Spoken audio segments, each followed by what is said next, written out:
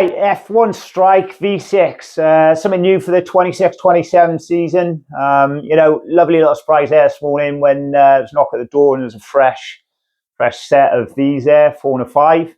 4 and a 5 will cover me from 10 knots to 30 knots plus. Anything less than 10 knots are generally subsurfing, and anything more than 35, I'll be sitting on the sofa having a cup of tea probably. But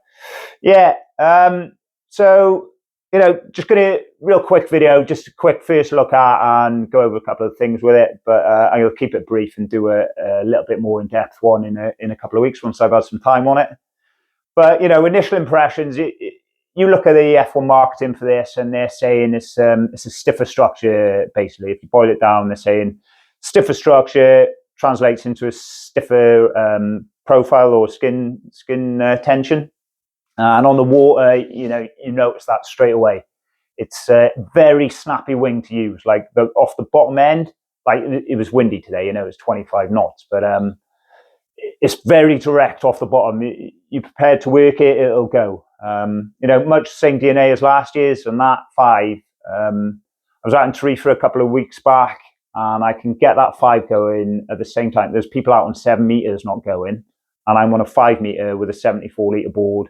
1300 7Cs, and if you're prepared to work it, you can get it up in such light winds. Very dynamic on the water. It's very active wing. So me personally, I'd go for a boom with one of these. I was using it with handles yesterday. I will be going back to the boom just because I find you can have a lot more control over the wing, and with these being really active, the boom just complements their nature.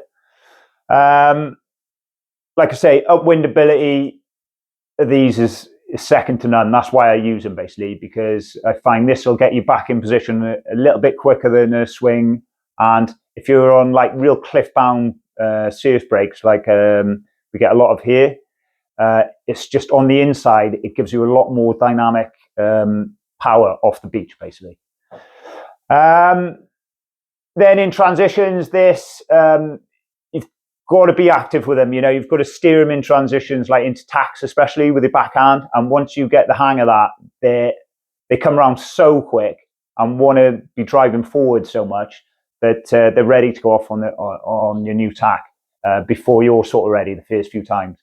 But then once you get used to it, you're just driving harder off the foil, so that generates speed. So in end, it just goes hand in hand, and it's a really efficient drivey setup once you get it dialed. I'm not into freestyle myself, but I can see why this is such a great freestyle wing, because it's so stiff and like drivey and lifty. Do a few jumps with it, but not like you see the kids like doing all the flips and all, and I can see why it's good for that. I'll probably leave it there. I'll go over a couple of the little mods and do some B-roll footage, just a couple of little modifications. Nice little feature with the leash this year. It's got a built-in swivel, so you won't tie yourself in a knot.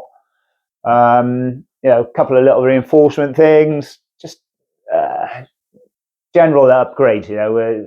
They evolve every year, don't they? They're not reinventing the wheel with them, but they're just like the use is getting better and better every year. So I'll leave it there. Like I say, I'll do another in-depth in a couple of weeks once I've had some more time on them. But any questions, just stick them down in the comments, and like and subscribe would be greatly appreciated for the YouTube algorithm god there. So that's about it.